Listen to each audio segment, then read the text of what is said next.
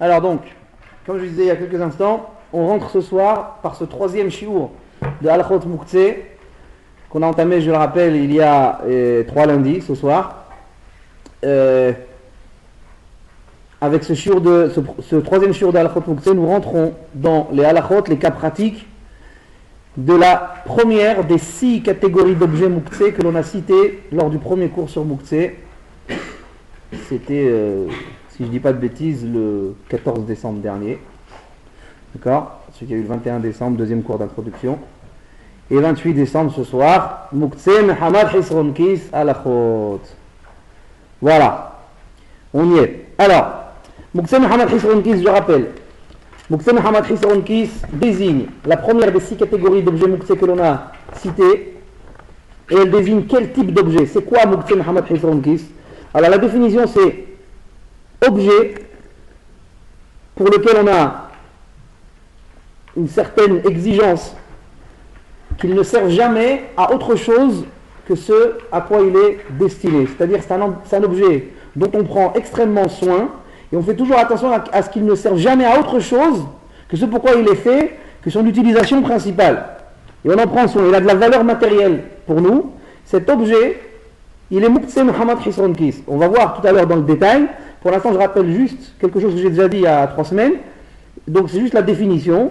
La définition de Muktzeh Mehamad Hisron Kis, d'ailleurs, la traduction littérale de Muktzeh Mehamad Hisron Kis, ce serait quoi? Ce serait Muktzeh pourquoi? Mehamad à cause de Hisron Kis. À cause que c'est un objet qui peut engendrer une dépense d'argent. C'est un objet qui a une valeur financière.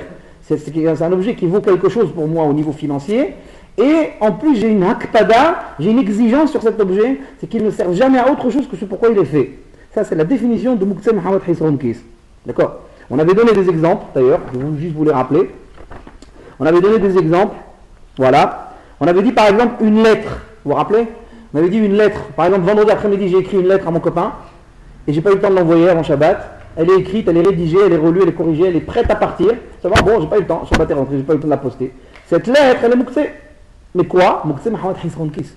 Elle a une valeur, parce que cette lettre, maintenant qu'elle est faite, elle est rédigée, elle est corrigée, elle est prête à partir, j'ai une exigence envers cette lettre qu'elle ne sert pas à écrire mes cours de l'oricage. Oui, c'est normal. Elle est finie, je l'ai écrite, elle fait 2 pages. Ok, je fais attention qu'elle ne s'abîme pas, je veux qu'elle parte dimanche matin, enfin lundi matin, dans les meilleures conditions. Donc, étant donné que j'ai une exigence sur cette lettre, elle prend le statut de Muktzeh Mehamad Hisron Kis. Étant donné que j'ai une exigence matérielle sur cette lettre, donc elle prend le statut de Muktzeh Mehamad Hisron Kis. C'est un exemple qu'on avait donné. Il y avait un autre exemple, on avait dit des timbres vierges, des timbres postaux. Postaux. Des timbres postaux vierges. C'est-à-dire qu'ils vierges, bon d'accord, ils n'ont jamais servi. Ouais. Des timbres, là où il y a notre ami Tchadeba, là, on descend sur le timbre, je sais pas comment t'appelles, ouais. Marianne, ouais, Marianne. Ouais. Donc ces timbres-là, pardon, ils sont vierges, ils ont une valeur, bah forcément ils ont une valeur financière. Ouais, ça coûte quelque chose des timbres, ouais, c'est pas gratuit. Donc et on fait toujours attention des timbres, il faut toujours même attention qu'ils ne s'abîment pas parce que si ça se trouve après ils sont inutilisables, etc. Des timbres, quel est le statut de timbre pendant Shabbat? Timbre vierge, Muktzeh Mehamad Hisron Kis. Non seulement Muktzeh, mais en plus Mehamad Hisron Kis. Non seulement ils ont Muktzeh, mais en plus, à quel titre de Muktzeh? Mehamad Hisron Kis. Parce qu'ils ont une valeur financière à mes yeux. Ok? Après on avait donné aussi d'exemples de papier d'identité. Papier d'identité comme carte d'identité, passeport, des choses comme ça, visa d'extradition, ouais, des choses comme ça, ouais, tous ces trucs-là, ça a une valeur financière, ça a une valeur matérielle, c'est quelque chose de précieux. Généralement, on fait attention à sa carte d'identité, à son passeport, ouais. Surtout ça veut se barrer, il y en a qui sont descendus acheter les clubs, puis ils sont jamais revenus, ouais. Ok. Des chèques, chèques vierges. Bah oui, c'est un chèque encaissé, je ne vois pas la valeur qu'il a. Mais bon, ouais, merci. Des chèques vierges, des chèques en blanc, des chèques, pas en bois, en blanc. Ouais, des chèques, ils sont Muktzeh Mehamad Hisron Kis. Bah, c'est normal. Ah ouais, un chèque, tu ne laisses pas traîner un chèque n'importe où, n'importe quoi. Il y a une valeur, fais attention. Et il faut pas qu'il soit abîmé, pas qu'il soit gribouillé, pas qu'il soit. Ouais, Muktzeh Mehamad Hisron Kis. On avait dit aussi Klav Shel Sofer et Taklitim. On avait dit aussi du parchemin, le parchemin qu'utilise le sofer, celui qui écrit les tfilines, les mezuzot, les sefer Torah, les megillot, ouais, le sofer, le scribe juif, religieux, le scribe, le sofer, il utilise du claf. Le claf, je peux vous dire que ça coûte quelque chose. C'est pas donné du tout. Le parchemin, ça coûte très cher. Généralement, les sofrim, eh ben, quand leur fréha leur dit va me faire les courses à l'orica, ils n'utilisent pas un bout de parchemin et vas-y, voilà. Le moindre bout de parchemin, t'inquiète pas, ils le gardent pour qu'il soit utilisé à bon escient, tellement que ça coûte. Bon. Donc le claf, le parchemin utilisé dans la sofroute, le parchemin vierge, utilisé par les sofrim pour rédiger tefillin, mezuzot, sefer Torah, etc. Pendant Shabbat, ce parchemin vierge, il a un statut de Muktzeh Muhammad Hisron. Si on avait un dernier exemple, des disques sont Muktzeh Muhammad Hisron Kis, pas Klish Melachto Leisur, Klish Melachto Leisur, on verra la semaine prochaine, dans Hashem Blineder, ou la semaine d'après, je ne sais pas. Mais en tout cas, des disques sont effectivement Muktzeh, donc des CD, aujourd'hui on ne parle plus de vinyle, on parle de CD, d'accord? Les CD, aujourd'hui, tu dis disque, disque ça veut rien dire. Les CD, CD, c'est moderne. Donc les CD sont Muktzeh. Mais quel Muktzeh? Pourquoi? Parce que généralement un CD, d'abord un CD par définition, c'est fragile.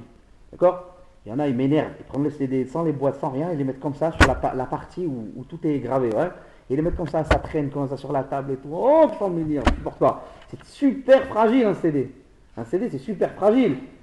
On fait attention. Généralement, ça ne traîne pas à côté du petit déjeuner le matin avec les tartines au beurre et la confiture. CD à côté. Sauf si c'est ceux de Pitou, on s'en fout, mais c'est pas grave. Mais sinon, généralement, un CD, généralement, c'est fragile par définition. Et généralement, chez les gens normaux, on en prend soin. Ouais, on en prend soin. On fait attention à ce que ça ne sert pas à autre chose que lire ce qui est gravé dessus. Ouais. Donc, Muktzeh, Muhammad, ok, ça c'est juste pour se remémorer les exemples qu'on avait donnés. Maintenant, on va s'intéresser à un point de cette catégorie. Avant de donner des halakhot, il faut quand même qu'on définisse un point. On a dit que Muktzeh Muhammad Hisron Kis répond à leur vital, elle est avec nous. Ça va mieux? Ça c'est bien fini? Allez, Afoun. Sirop fond, en pastille ou en sirop. Voilà, très bien, tout ça je connais bien ça, j'ai problèmes vocaux, je connais. Bon, oui, on va quand même voir un point. L'orbital c'est cordonnier mal chaussé. Tu dans en médecine, voilà. On va étudier quand même un point avant de se lancer dans les halakhot de Muktzeh Muhammad Hisron Kis. C'est quand même un point qui nécessite quand même un éclaircissement. C'est quoi? Nous on a dit, on a mis en relief, on va dire, sur la définition de Muktzeh Muhammad Hisron Kis, on a mis en relief l'aspect précieux, ouais. L'aspect, attention, c'est un objet de valeur, t'en prends soin, tu exiges à ce qu'il ne sert jamais à autre chose que ce pourquoi il est fait, etc. Ouais, c'est de ça qu'on a parlé. Hein. On a surtout mis ça en avant, que la définition de Muktzeh Muhammad Hisron Kis, c'est surtout la préciosité de l'objet. Préciosité, on s'en fout, je ne sais pas si ça se dit, mais on s'en fout. Bref, c'est juste pour qu'on comprenne. Donc on a mis ça en avant. Mais il faut savoir que dans la définition, il y a un autre paramètre qui concerne directement Muktzeh Muhammad Hisron Kis, qui est une autre condition pour que l'objet soit considéré comme Muktzeh Muhammad Hisron Kis. Quel est ce paramètre? Il faut que, en fait, le paramètre, c'est tout simplement la deuxième catégorie d'objets Muktzeh qu'on a cité il y a 3 semaines. Quand on les a juste cités il y a 3 semaines, catégorie numéro 1, on a dit Muktzeh Muhammad Hisron Kis. Catégorie numéro 2, on a dit Kli Shemelachto le Issour. On a dit que, on verra dans la deuxième catégorie d'objets Muktzeh, on a dit que c'est Kli Shemelachto le Issour, objet dont l'utilisation principale constitue un interdit pendant Shabbat. Exemple classique, le stylo. Ouais. Alors, quelle est la définition du stylo? C'est juste une parenthèse. Quelle est la définition du stylo? Eh bien, le stylo, vu que l'utilisation principale du stylo, à part se gratter l'oreille, c'est écrire. Ouais. Vu que l'utilisation principale du stylo, c'est écrire. Écrire, c'est un interdit de la Torah pendant Shabbat. Ouais. Donc le stylo, il s'appelle comment? Keli Shemelachto le Issour. Alors regardez.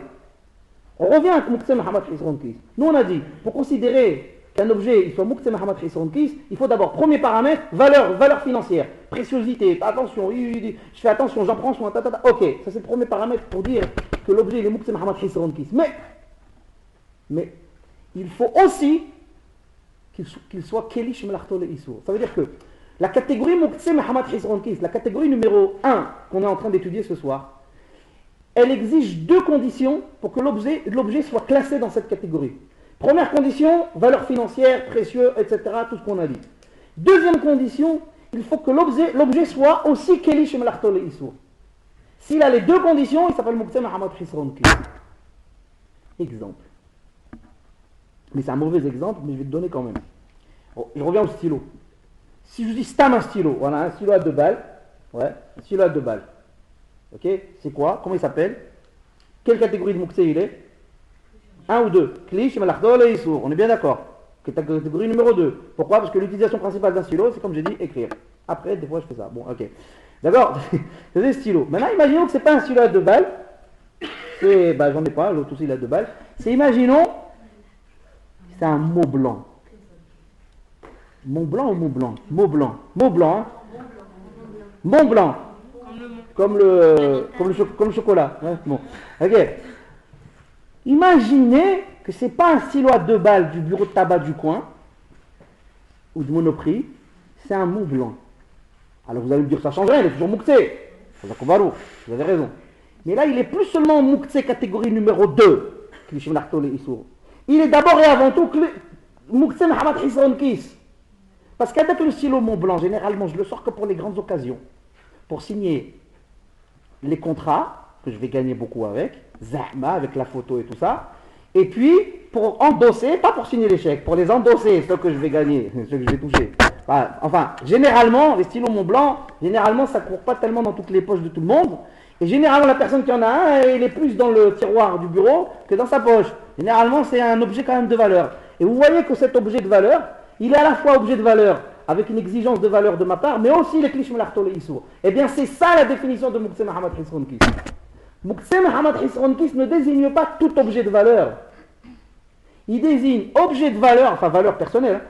Il désigne objet de valeur qui est aussi cliché Melartol et Issour. Par contre, si c'est juste un objet de valeur, mais qui n'est pas un objet dont l'utilisation principale constitue un interdit pendant Shabbat, eh bien vous allez voir qu'il est mahloquet dans les poskim. Mais en tout cas, Maskana, vous donne tout de suite la conclusion, s'il est juste objet de valeur, même de grande valeur, s'il est juste ça, mais il n'est pas cliché Melartol et Issour, eh bien il n'est pas Mouktsé du tout. Exemple, de la vaisselle en cristal. Pas cristal de Madine Taïwan. La vraie cristal, le vrai cristal. Ouais. Cristal. Ou là, de la vaisselle en or. De la vaisselle en argent. C'est pas cliché, mais l'artolé sourd ça. On a le droit de manger pendant Shabbat, oui. À quoi ça sert de la vaisselle? À manger, à boire. C'est pas des interdictions ça. Donc l'utilisation principale de ces objets-là, c'est un permis, c'est pas un interdit. Oui. Pourtant ils ont une valeur. Ah, la vaisselle en or là, elle coûte des millions d'euros. Ouais. Un truc de fou furieux. Un héritage de mon arrière-grand-mère, qu'il avait gardé elle aussi de son arrière-grand-mère, par remonté depuis Louis XXIII. Ouais. Imaginez un truc comme ça, un truc de fou, pièce de musée. Eh ben ça va, c'est de la vaisselle, que tu veux. C'est une valeur de fou, mais c'est pas Mouktsé Mohamed Hisron Kis. Pourquoi c'est pas Mouktsé Mohamed Hisron Kis? Ça coûte de l'oseille. Non, c'est pas à cause de ça. C'est parce que c'est pas cliché Melartol et Issour.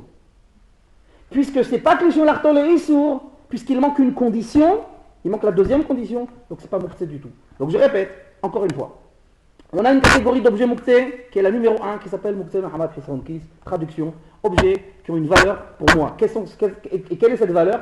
Et ben, ils ont tellement de valeur que j'ai une exigence envers ces objets qui ne servent jamais à autre chose que ce pourquoi ils sont destinés. Ok, la définition s'arrête là. Si j'arrête la définition ici, c'est un piège. Vous allez me dire alors tous les trucs en or, en argent, les bijoux de Tatafreha et tout ça, et ben ils sont tous Mouktsé. Faux. Pourquoi?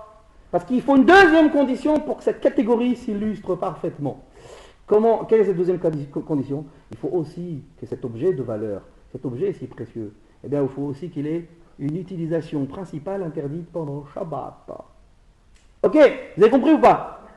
Est-ce que c'est clair? Mais attention, maintenant, ça ce que je vous ai dit, c'est la maskana, c'est la conclusion.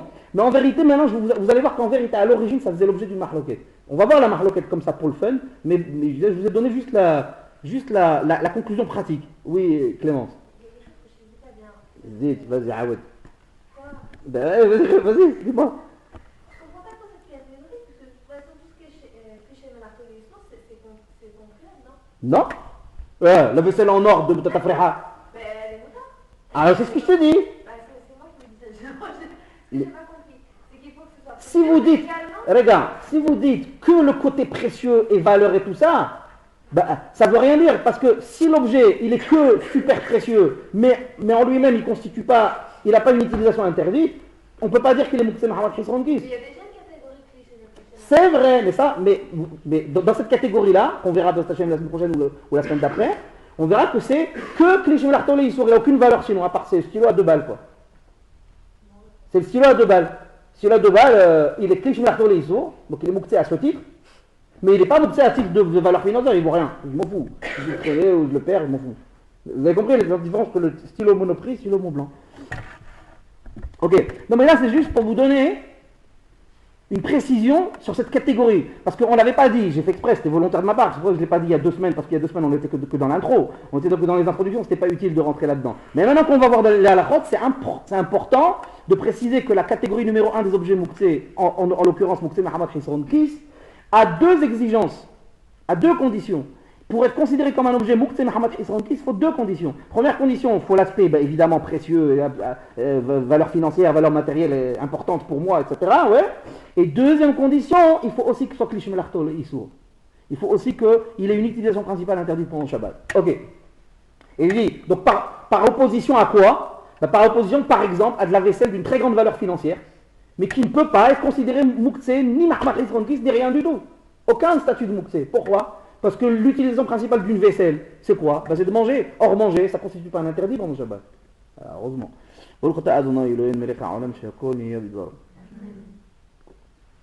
Alors, je disais quand même, bien que tout ce que je viens de dire, c'est la conclusion pratique et halachique, que pour être considéré comme Mouktsé Mahamad Hisron Kis, il faut aussi qu'il soit Kli Shemel Artol et Issour. Pour être Mouktsé Mahamad Hisron Kis, il faut aussi qu'il ait une utilisation principale interdite pendant le Shabbat. En vérité, bien que ça c'est la conclusion pratique, ça faisait quand même en amont, maintenant on va faire un comeback, ça faisait quand même l'objet d'une mahloket. Il n'y a pas moins de, enfin moi j'ai recensé, j'ai noté on va dire, j'ai retenu de façon principale, pas moins de 6 avis, 6 poskim, 6 décisionnaires, qui attestent qu'en vérité, peut être considéré Mouktsé Mahamad Hisron Kis, même si c'est un Kli Heter, même si c'est un objet permis. Ça veut dire qu'il y a certains poskim, il y en a 6, vous allez voir, enfin il y a 6. Il y a 6 preuves, une preuve de la Gemara et 5 décisionnaires, qui attestent qu'en vérité, même un objet qui a une utilisation tout à fait permise, donc on revient à la vaisselle de valeur, et bien s'il a une super valeur, et vous allez voir les arguments, et bien bien qu'en lui-même c'est un objet permis, puisqu'il a une super grande valeur à tes yeux, ben il peut être Mouktsé Mahamad Hisron Kis. Bien que je vous dis, la halakha n'est pas comme ça. La halakha, on l'a résolu, la halakha. La halakha, on a dit non, 2 conditions. S'il manque une des 2 conditions, c'est comme Mouktsé Mahamad Hisron Kis. Enfin, s'il manque la deuxième condition, s'il manque Kli Shemel Artol et Issour, s'il manque l'utilisation principale qui constitue un interdit, s'il manque ce paramètre, il n'est pas Mouktsé du tout. Si c'est un objet permis, c'est un objet permis, même s'il a une valeur de millions d'euros. Alors, ça c'est la conclusion. Mais en vérité, vous allez voir, maintenant on va rentrer un peu dans le... C'est maintenant que ça va boxer. Vous allez voir que quand même, à l'origine, ça faisait quand même l'objet d'une mahloket, et c'était pas pachout. C'était pas quelque chose d'évident. D'ailleurs, vous allez voir. Premier argument, la Gemara dans Masechet Shabbat Kouf Rav Gimel Amoud Bet. La Gemara dans Masechet Shabbat page 123. La Gemara elle ramène un exemple. Quel est cet exemple? Elle dit Sakin shel katsavim, un couteau de boucher, couteau professionnel de boucher. Ouais. Un couteau qui découpe les beefsteaks et tout ça là, ouais. Des couteaux spéciaux, c'est pas avec les couteaux, il fait pas ça au canif. Ouais. Il fait ça avec des couteaux bien spéciaux, aiguisés d'une certaine façon, avec des exigences professionnelles, etc. Généralement, on ne coupe pas n'importe quoi avec quoi. Avec ça, et bien la Gemara elle dit qu'un couteau professionnel de boucher, la Gemara dit, il est Mouktsé Mahamad Hisron Kis. Première catégorie dont on est en train de parler ce soir. Il est Mouktsé à titre de Mahamad Hisron Kis. Parce que pourquoi? Il dit, le boucher, généralement, il ne fait rien d'autre avec son couteau que de couper sa viande. D'accord? Pourtant, c'est bizarre, parce qu'avec un couteau de boucher, c'est vrai que le boucher, il fait, d'accord, c'est vrai que lui, généralement, il fait rien d'autre que couper sa viande. 1, 2, ouais. Il fait rien d'autre que couper sa viande avec, ouais. C'est vrai, mais pourtant, c'est bizarre, parce que, dans l'absolu, un couteau de boucher, il peut aussi servir à couper autre chose. C'est vrai que dans les faits, généralement, les bouchers, ils l'utilisent pas pour autre chose. C'est vrai, mais il peut aussi servir à du heter.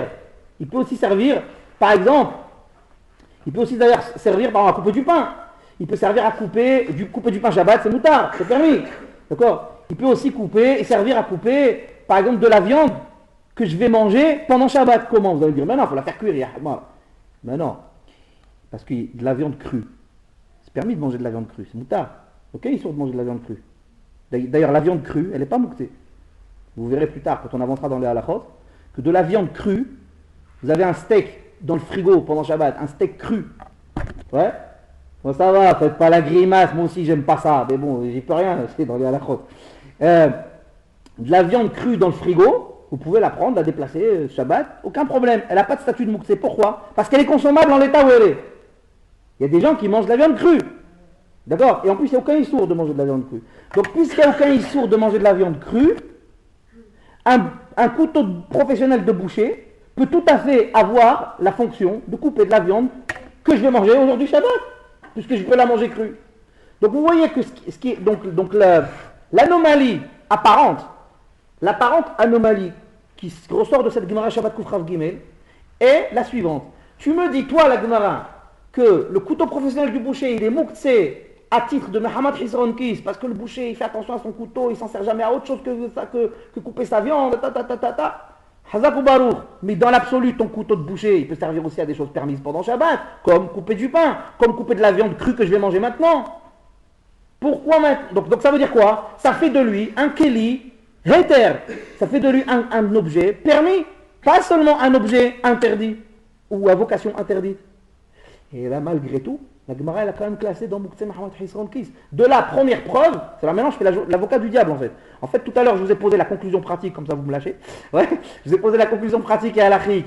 Mouktsé Mehamad Hisron Kis, ça demande deux exigences.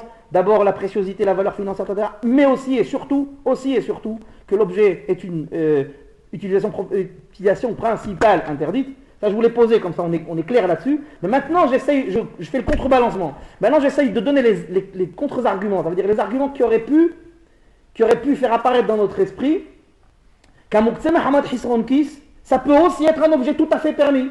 Exemple, un couteau de boucher professionnel, un couteau professionnel de boucher, qui effectivement sert essentiellement à couper de la viande de la boucherie, mais il peut dans l'absolu servir à couper du pain. Donc, et malgré tout, la Gemara a quand même classifié ce couteau professionnel de boucher dans la catégorie numéro 1 des objets mouktsé, de là la preuve.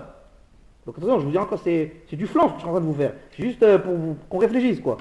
Et donc de là la preuve que ça aurait pu, on aurait pu dire que pour être mouktsé Mehamad Hisron Kis, et bien même un objet qui est en lui-même tout à fait permis, qui a une utilisation tout à fait permise, peut, par rapport à la préciosité que les propriétaires lui accordent, les exigences qu'ils ont envers lui, peut le classer quand même dans la catégorie Mouktsé Mehamad Hisron Kis. C'est le premier argument.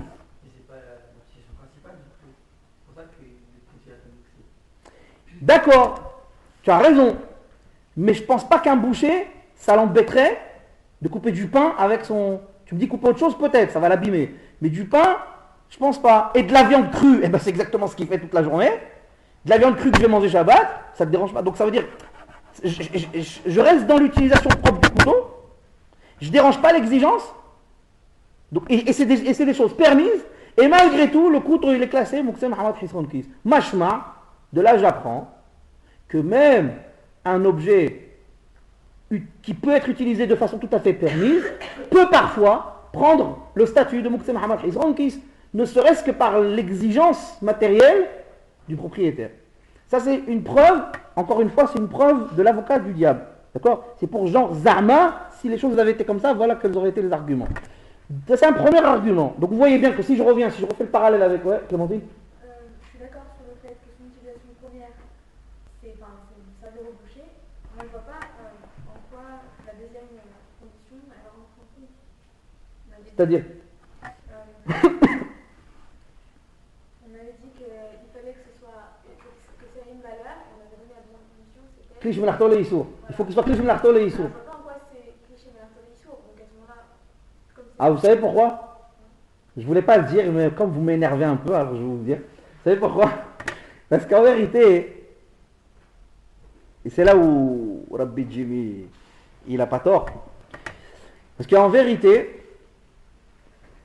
l'utilisation essentielle d'un couteau professionnel de boucher, c'est de couper de la viande destinée à être vendue. Et vendre, faire du commerce pendant Shabbat, c'est un Issour.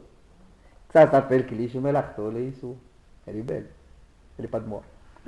Elle est de Rav Yitzhak Yosef, l'auteur du Yelkut Yosef. Bien. Alors, Donc je reviens donc à par exemple, notre vaisselle précieuse. D'après cet argument de la Gemara, vous avez vu que dans cet argument de la Gemara, pour le couteau professionnel du boucher, bien que le couteau il peut être aussi, sur le même couteau là, professionnel du boucher, il peut être aussi utilisé pour des choses complètement permises comme couper du pain pendant Shabbat ou couper de la viande crue que je vais manger pendant Shabbat, malgré tout la Gemara dit, comment il s'appelle ce couteau professionnel du boucher? Muktzeh Mehamad Hizron Kis. De là, on entend quoi? Eh bien parfois, le critère numéro 1, c'est-à-dire la préciosité, etc., ça peut suffire. Bien qu'il s'agisse d'un objet qui peut être utilisé dans le permis, ça peut suffire pour classer l'objet dans Muktzeh Mehamad Hizron Kis. Donc la vaisselle de Tata Freha qui vaut des millions d'euros en or et en argent, d'après cet argument, puisqu'elle en fait attention, elle ne l'utilise jamais, d'après cet argument. Il y a d'autres poskim d'ailleurs qui vont dans ce sens. Ça c'est un argument de la Gemara, mais il y a carrément des poskim qui vont dans ce sens. Par exemple, il y a le Shach, le Sifteh Kohen. Le Sifteh Kohen dans le Kudot HaKasef, dans Shulchan Aruch Yoredea Alachot Mila. Dans les halachot de la Brit Mila, dans la section Yoredea du Shulchan Aruch, un des plus célèbres décisionnaires commentateurs du Shulchan Aruch, le Sifteh Kohen, Rabbeinu Shabtai Kohen, Alav Shalom, 17e siècle, en Russie, Pologne plutôt, il dit là-bas la chose suivante. Il dit, c'est son avis personnel. Son avis personnel. Enfin, c'est la conclusion de son analyse personnelle des choses. Lui, il dit, Sakin Shel Mila, le bistouri du Mohel, le bistouri de celui qui pratique la circoncision, il est en lui-même Kli Heter. Il est en lui-même objet permis. Certainement que son argument c'est quoi? C'est que tu vois bien qu'il est permis de faire une mila pendant Shabbat quand il s'agit d'une mila à 8 jours. Une mila en son temps. Mila retardée. Mila retardée, c'est assourd de la faire Shabbat. On l'avait déjà dit. C'est assourd de la faire Shabbat, c'est assourd de la faire vendredi, c'est assourd de la faire jeudi. On l'a fait que de dimanche à mercredi inclus. Uniquement. Pour des raisons qu'on a expliquées il y a 3 semaines et sur lesquelles on ne va pas revenir ce soir. En tout cas, une mila bizmanna, une mila à 8 jours qui tombe Shabbat, tu vois bien qu'on l'a fait. Non seulement c'est permis, mais on est obligé de la faire. On est obligé de la faire, on ne va pas la repousser, impossible. S'il n'y a pas de raison médicale de repousser, on n'a pas le droit de repousser. Pour le Shabbat, 8 jours, tac, tu fais. Donc, l'argument du Shach, c'est quoi? C'est de dire, puisque tu vois bien qu'on pratique concrètement la mila pendant Shabbat, donc le Izmel chez le Mila, le bistouri du Mohel, est à considérer en lui-même comme Keli Heter, objet permis. Et tu vois malgré tout, il dit, et malgré tout, dans quelle classification il a été classé dans le Shulchan Aruch? Muktzeh Mehamad Hizron Kis. Si vous regardez dans le Shulchan Aruch, tout au début du Siman Shinhet, tout au début du chapitre 308 dans le Shulchan Aruch, vous voyez les exemples qu'il donne de Muktzeh Mehamad Hizron Kis. Parmi les exemples qu'il donne, Maran, il y a Izmel Shel Mila. Donc le Shach dit, tu vois bien qu'un Keli peut être Heter et aussi être considéré comme Muktzeh Mehamad Hizron Kis parce que le Mohel est très exigeant sur son bistouri. Il en prend soin, il fait attention à ce qu'il ne coupe pas des tomates avec, etc. Il ne le laisse pas traîner. Donc il y a la préciosité, etc. Ouais. T'as essayé les tomates avec ça? Ouais. Couper avec le truc. Donc il en fait attention, il en prend soin, etc. Donc, tu n'étais pas la Shabbat, Jimmy? Grenoble? C'était bien? Ok. Donc, comme le Mohel, il prend soin de son bistouri, etc. Ah, mais c'est un clienter, c'est un objet permis. Je m'en fous. Muktzeh Mehamad Hizron Kis. Tu vois bien que le Shulchan Aruch, il l'a classé. Donc, Muktzeh Mehamad Hizron Kis. De là, la preuve qu'un Keli, même s'il est en lui-même Heter, même s'il est en lui-même objet permis, à utilisation permise, peut parfois, du fait de la préciosité, il faut que je vérifie dans la rue de la Rousse, je sais pas s'il existe, que lui accorde son propriétaire, peut être classé dans la catégorie Muktzeh Mehamad Hizron Kis. Ça c'est le deuxième argument. Troisième argument, ça va jusque là les filles? Alors, je vous vois rien noter, qu'est-ce qui se passe? C'est trop facile ce que je dis ou là? C'est bon? Faites peur, hein? Attention que je parle avec les chaises ou les murs. Bon, troisième argument. Le premier argument, je récapitule. Le premier argument, c'est la Gemara Shabbat Kutrav Gimel, le couteau professionnel du boucher. Il peut servir à couper des choses permises et malgré tout le Muktzeh Mehamad Hizron Kis. Première preuve. Deuxième preuve, le Shach dans le Kudot HaKasef, dans la Chot Mila, le Sakin Shel Mila, le bistouri du Mohel, il est en lui-même à considérer, il doit être considéré, on va y arriver, il doit être considéré comme Kli Heter, et malgré tout, il est classé dans la classification Muktzeh Mohammed Hisron Kis. Troisième argument, le Pri Megadim. Le Pri Megadim, dans son livre Rosh Yosef sur Masechet Shabbat Daf Mem Vav Amud Aleph, le Pri Megadim, il dit la chose suivante. Il déduit, à partir des paroles de Tosafot, que, alors lui, il fait rentrer carrément un nouvel argument, carrément. Lui, il dit, il apprend ça pas de sa tête, il apprend ça des Tosafot dans Masechet Shabbat.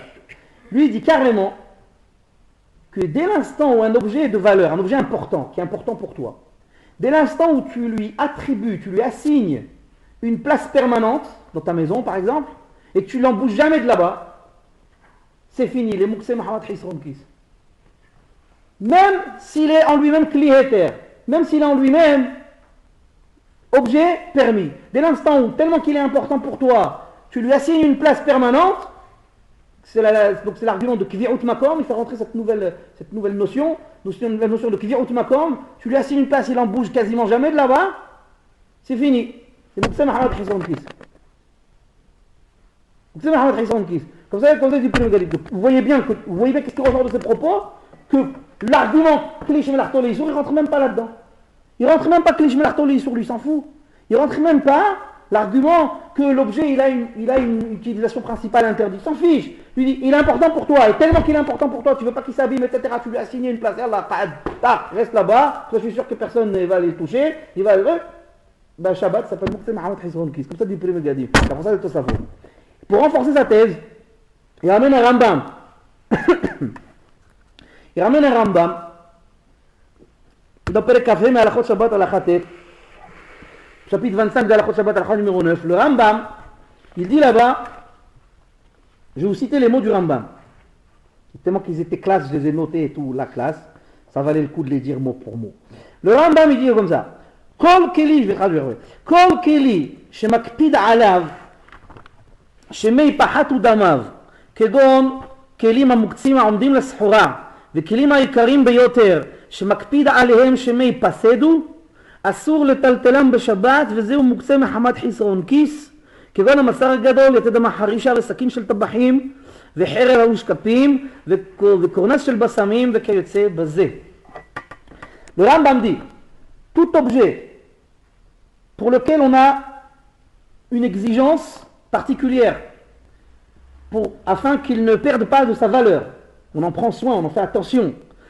Comme par exemple, dit le Rambam, les objets voués à la vente, au commerce. Un commerçant, on va en parler tout à l'heure plus en détail, mais là je vous dis simplement comme ça vite fait. Un commerçant qui a chez lui, qui stocke chez lui sa marchandise qui est destinée au commerce, eh bien, cette marchandise pendant Shabbat, elle est muktzeh, il ne peut pas la déplacer. Et c'est ça le plus important qui nous intéresse. Et dit le Rambam, il donne deux exemples. Il dit le stock de marchandises du commerçant qui stocke chez lui. Et deuxième exemple, kelim ayekarim beyoter, des objets d'une très grande valeur, pour lesquels le propriétaire fait attention qu'il ne s'abîme pas. Il ne rentre pas lui aussi, ça c'est le Pri Megadim qui ramène le Rambam. Il dit le Pri Megadim, tu vois bien que le Rambam ne rentre pas le paramètre de Kli Shemel Artol Issour. Tu vois bien que le Rambam ne rentre pas le paramètre de utilisation principale interdite. Il ne rentre pas ce paramètre, il ne rentre pas cette notion. Il parle que de préciosité. D'accord? Donc on voit à la lueur de tout ça, on voit que finalement Muktzeh Mohammed Hisron Kis, ça aurait pu, je dis bien ça aurait pu parce qu'on a vu en conclusion dès le début du cours que c'est pas le cas, mais je dis là à titre d'étude, ça aurait pu, Muktzeh Mohammed Hisron Kis, ça aurait pu être tout simplement un objet de très grande valeur pour moi. C'est un objet de très grande valeur, que j'en prends extrêmement soin, je fais attention, ça aurait pu être ça, ça aurait pu être que ça, il n'y a pas besoin d'aller plus loin. Et comme ça le Pri Megadim il déduit du Rambam que d'après lui, voilà, la halakha est comme ça. Il y a un troisième posek, donc 1, 2, 3, quatrième argument, donc troisième décisionnaire, qui s'appelle le Kitsur Shulchan Aruch. Le Gaon qui a écrit ce que l'on appelle communément l'abrégé du Shulchan Aruch, que tout le monde confond avec le Shulchan Aruch. ce qui est totalement faux. L'abrégé du Shulchan Aruch, à l'origine, il a été écrit il y a environ 200 ans en arrière, 250 ans peut-être en arrière, par Rabbi Shlomo Gensfried, Alav Shalom. Vous avez compris avec son nom que c'est un Ashkenazi. Ouais, Rabbi Shlomo Gensfried.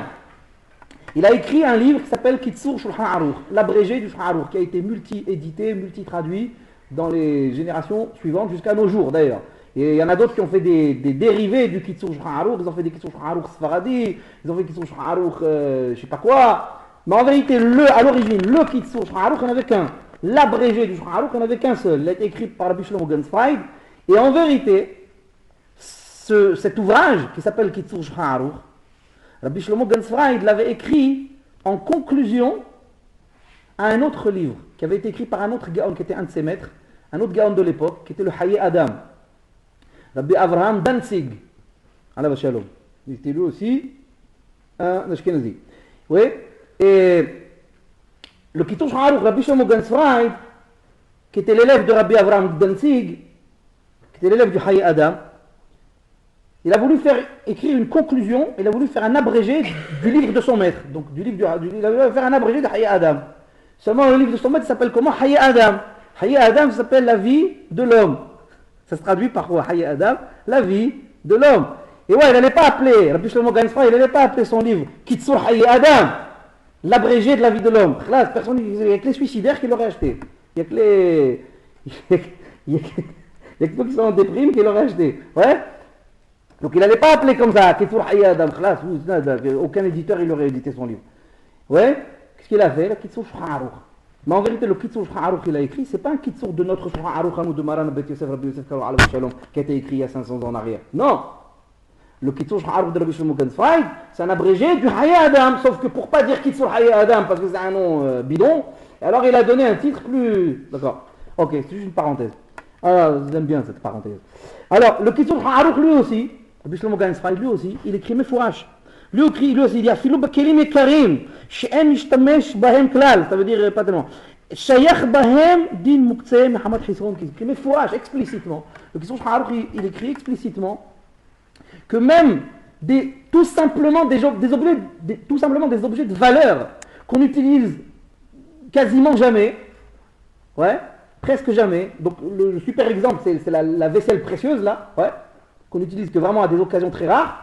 Et bien le Kitzur Shulchan Aruch il dit c'est Mohammed Hisron. Donc vous voyez que lui aussi c'est un argument de plus, c'est un avis de plus qui pourrait considérer comme Muktzeh Mohammed Hisron dès l'instant où l'objet il a une grande valeur à tes yeux et que tu en prends extrêmement soin. Même si c'est un objet en lui-même qui a une utilisation permise pendant Shabbat, le Khpat là, d'après eux, c'est Muktzeh Mohammed Hisron. Il y a aussi le Mishnah Berurah. Le Mishnah Berurah, dans Siman Shin Het, Saïf Katan Het, sur le chapitre 308 du Shulchan Aruch, note 8 du Mishnah Berurah, là-bas il en ressort que son avis il est comme ça aussi. Il ressort que son avis il est aussi comme ça. Pourquoi? Parce que là-bas il dit, le Mishnah Berurah il dit, si on a par exemple un gros meuble, très gros, très lourd, il faut une armée de Napoléon pour le déplacer. Ouais. Un truc de fou, un espèce d'argentier là de ma grand-mère là, ouais, des trucs là qui montent jusqu'au plafond là. Il va déplacer ça. Un truc qu'on déplace jamais, là. Même quand on refait Zama, des fois on refait la disposition de la pièce, ça donne l'impression qu'on a déménagé. Au cinéma, mais même quand on fait les dispositions de la pièce, celui-là, jamais on le bouge. Qui c'est qui va venir bouger celui-là? Qui c'est qui va venir? Ogbel Khabbajan il va venir, du Gehinnam il va venir le bouger. Qui c'est qui va venir bouger? Personne. Donc des fois, il dit, si on a un meuble très gros, très lourd, que jamais, on bouge jamais parce qu'il est impossible à bouger, il faut une armée. Ouais. Eh bien, le Mishnah Berurah il dit, ce meuble-là, si toutefois Shabbat, il te prend l'hbal d'amener 15 copains à toi pour le bouger, si tu aimes le bouger un petit peu comme ça, eh bien c'est à souris le Muktzeh. Muktzeh Mohammed Hisron Kis. Attends, Muktzeh Mohammed Hisron Kis il a dit, pourtant un meuble, c'est un meuble, dans la définition, un meuble. C'est un cli héter, c'est pas un cli issour. Une table, j'ai le droit de la bouger Shabbat, elle s'appelle comment la table? Meuble. Une chaise, ça s'appelle comment? Ça s'appelle meuble. Pourtant, j'ai le droit de la bouger. D'après le Mishnah Berurah, celui-là, il s'appelle Muktzeh Mohammed Hisron Kis parce que pourquoi tu t'amuses jamais à le bouger? Parce que tu veux pas qu'il s'abîme. Les meubles, vous savez que les gros meubles, si vous les bougez trop, avec le temps, ils ramassent. Ouais? Les gros meubles, parce que ça tire sur les mécaniques, là, les trucs, à force de bouger, ça, ils n'aiment pas trop ça, les gros meubles, ouais. Bon, pourquoi tu fais attention à jamais le bouger? Parce que tu veux pas qu'il s'abîme. Tu veux pas qu'il s'abîme, ça veut dire que tu as maintenant la notion de préciosité. Ouais. Ah, Mouksé Mohamed Hisron Kis. Voilà. De là, je prouve que le Mishnah Broura pense, comme les autres, que Mouksé Mohamed Hisron Kis n'implique pas obligatoirement Kli Shemelachto le Issour. Ok? N'implique pas forcément la deuxième condition qu'on a voulu nous mettre en avant depuis le début du cours et qui est d'ailleurs là. Bon. Mais on verra que tout à l'heure, peut-être à la fin du cours, je reviendrai sur ces trucs-là, je ferai 2 remarques, peut-être bien, je ne sais pas si on a le temps. On verra. Et il y a enfin un cinquième et dernier avis, donc 6 arguments, un argument de la Gemara et 5 décisionnaires. Un cinquième et dernier décisionnaire qui est le Hazonish. Celui-là, on s'y attendait.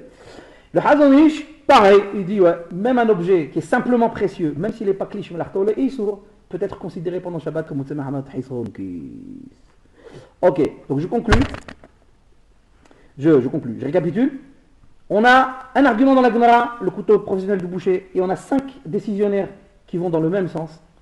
Quel est ce sens? Quelle est cette opinion? Ils vont dans le sens selon lequel on peut parfois considérer des objets Mouksé Mahamat Hisron Kis simplement à cause de leur valeur et à cause du soin qu'on leur accorde et des exigences qu'on leur accorde. Même si en eux-mêmes, ils n'ont qu'une utilisation permise Shabbat, malgré tout, ils peuvent être considérés comme Mouksé Mahamat Hisron Kis. Un argument de la Gemara et 5 décisionnaires qui vont dans ce sens. Mais j'ai dit dès le début du cours, et avant de vous citer cet argument de la Gemara et ces 5 décisionnaires, je vous ai dit depuis le début, je donnais la conclusion à l'achik, que la vérité, la halakha, elle n'est pas comme ça. La halakha, elle n'est pas du tout comme ça. La halakha, elle est comme ceux que je vais ramener maintenant. Comme ceux que je vais ramener maintenant, et selon lesquels Mouksé Mahamat Hisron Kis exige bien 2 conditions. D'abord, la préciosité, l'exigence et le soin que j'accorde à l'objet, mais aussi qu'il soit Keli Shemelachto le Issour. Et s'il manque cette deuxième condition, s'il est simplement objet de valeur, même si j'y accorde tout le soin que je veux, il n'est pas Mouksé Mahamat Hisron Kis et il n'est pas du tout Mouksé. Vous allez voir, la halakha elle est comme ça, comme on l'a dit dès le début du cours en conclusion. Je fais exprès maintenant, je vous donne d'abord la conclusion, après on se bat. Ouais, je préfère comme ça, ça évite les... Alors, donc maintenant, quels sont donc les contestataires de tout ce qu'on a rapporté jusqu'à présent? Quels sont ceux qui pensent non? Comme j'ai dit, 2 conditions pour vous dire d'abord, l'exigence financière, la valeur financière, la préciosité, etc. Et aussi, deuxième condition, qu'il soit un objet dont l'utilisation principale est un interdit. Quels sont ces postes? Regardez, il y a le Tehilal et David. Le Tehilal et David, toujours sur Siman Shin Het, Saïf Katan Aleph. Le Tehilal et David, dans son commentaire sur Shulchan Aruch 308, note 1, il ramène au nom du Rav Tosef et Shabbat qu'en réalité, si il s'agit simplement d'un keli heter, s'il s'agit d'un objet qui est purement permis, ça veut dire dont l'utilisation est purement permise, même s'il a une grande valeur, il se passe un phénomène dans l'esprit du bonhomme, du propriétaire. Regardez, on a de la vaisselle en or de Tata Freha. Elle est dans le placard, elle ne sert jamais, un Corali. Elle ne sert jamais. Ouais, elle ne sert jamais. Quand elle ne sert jamais, en vérité, ce n'est pas jamais. C'est que Zahmat, Shofouni Yennes, Zahma, je la sors que pour les occasions où je reçois Zahma des invités. Alors quand les invités sortent la belle vaisselle, elle dit que là-bas. C'est ça les jamais, ça veut dire 3-4 fois dans l'année. Ou alors la vaisselle de Pessah. La vaisselle de Pessah, ouais, elle ne sert jamais, elle ne sert qu'à Pessah. Ouais. Bon, parfois on la sort de Pessah pour dire bon, ça vont m'en servir même pour l'année prochaine j'ai un autre truc. Bon. Mais généralement, ce sont des types d'ustensiles, généralement, qui servent quasiment jamais. Et ça a aussi une grosse valeur. D'abord, la vaisselle de Tata Freha en or, bah, évidemment, elle a de la valeur financière, parce qu'elle est en or. Mais en plus, même la vaisselle de Pessah, vous avez jamais remarqué que la vaisselle de Pessah, elle est toujours un peu plus belle. On arrive à Pessah, on dit, ah, je savais pas que j'avais ces assiettes-là, elles sont belles. Non, mais en vérité, c'est pas vrai, il y a un lien comme ça. Il y a quelque chose d'important comme ça à Pessah d'utiliser de la belle vaisselle. Surtout pour le Seder. Le soir du Seder, il faut utiliser la belle vaisselle. Ça, c'est rapporté dans la halakha. Bon, bref. Généralement, ce type d'ustensiles ont d'abord une grande valeur et en plus sont rarement utilisés. Mais rarement ne veut pas dire jamais. Ok.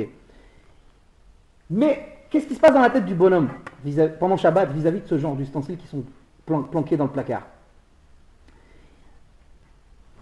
le bonhomme ne déconnecte pas totalement son esprit de ce type de vaisselle pendant Shabbat. C'est vrai qu'il n'envisage pas forcément de s'en servir pendant Shabbat. Donc ça, moukse, le mot moukse, rappelez-vous, on avait dit moukse, c'est makse midato. Moukse, ça veut dire qu'il écarte la chose complètement de son esprit. Il n'y a même pas une hypothèse qui va utiliser la chose. Donc c'est en partie vrai. En ce qui concerne ce type de vaisselle précieuse, c'est en partie vrai. Mais le bonhomme ne se déconnecte pas à 100% d'une hypothèse d'utilisation de ce genre de vaisselle. Parce qu'il sait très bien que si Shabbat à l'improviste, il va recevoir un invité de grande marque, pas de sous-marque, de grande marque. Ouais, des invités sous-marque des fois. Mais bon, il y a des Made in Taiwan. Il y a des invités de grande marque. S'il va lui donner un truc à l'improviste, il ne savait pas, et bien qu'est-ce qu'il va faire? Le réflexe, il va sortir la vaisselle en ordre de tatafriha. Donc vous voyez bien que l'utilisation autorisée de cette vaisselle de grande valeur, l'hypothèse d'utilisation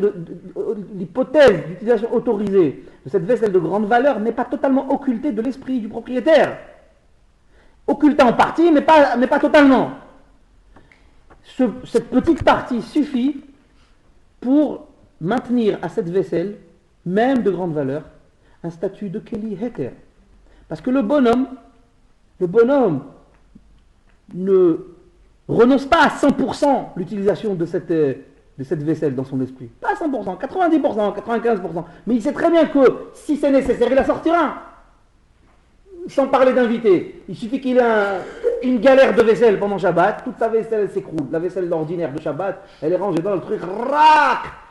Masaouda, sa femme, Amrato, elle a mis Aïnin, elle a mis les yeux sur la vaisselle, c'est la vaisselle de ta mère, c'est là. Elle a mis les yeux sur la vaisselle, donc le placard il s'est écroulé. Qu'est-ce qu'il lui reste, miskin? Il lui reste la vaisselle en ordre de tatafriha. Donc qu'est-ce qu'il va faire pour manger la tafina? Il va la sortir. Donc vous voyez bien que l'hypothèse d'utilisation de cette vaisselle, si précieuse soit-elle, n'est pas tellement une hypothèse Star Trek. C'est pas de la science-fiction. C'est quand même un truc plausible. C'est un truc qui peut arriver. Même si c'est quand même loin, mais ça peut quand même arriver. Dit le Tehillah le David, ça suffit comme argument pour maintenir à ce type d'objet leur statut de Keli Heter, de objet permis. Et malgré la grande valeur qu'ils ont, même financière, ça leur maintient ce statut. Ils ne sont pas Moukse Mahamad Hissolki, ils ne sont pas Moukse Bekhlal, parce qu'ils ont une utilisation permise. Et cette utilisation permise n'est pas à 100% occultée de l'esprit du propriétaire. Ok.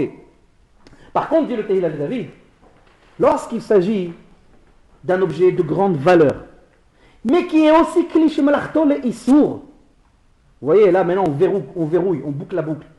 Lorsqu'il s'agit d'un objet qui est à la fois, grande valeur, 2, il est cliché malachto et issour. Là, le bonhomme, il n'occulte pas à 100%, il occulte à 300% toute hypothèse d'utilisation pendant Shabbat. Parce que, il n'utilise quasiment jamais. Et deuxièmement, toutes les façons, il ne peut même pas envisager d'utiliser pendant Shabbat parce que de toute façon, son utilisation constitue un interdit. Et ouais, aidez-moi, donnez-moi un grand exemple là, parce que j'en ai pas. Ben, le stylo Mont Blanc. Stylo Mont Blanc, il n'utilise jamais, sauf quand il signe des super contrats, qu'il va gagner de l'oseille, alors Zahmet pour la photo, il l'utilise. Ou alors, j'ai dit, il n'utilise que pour endosser les super chèques, attention, pas en dessous de 5000 €, ouais. Parce qu'en dessous de 5000 €, il prend le stylo Bic, et à partir de 5000 €, il prend le Mont Blanc, ouais.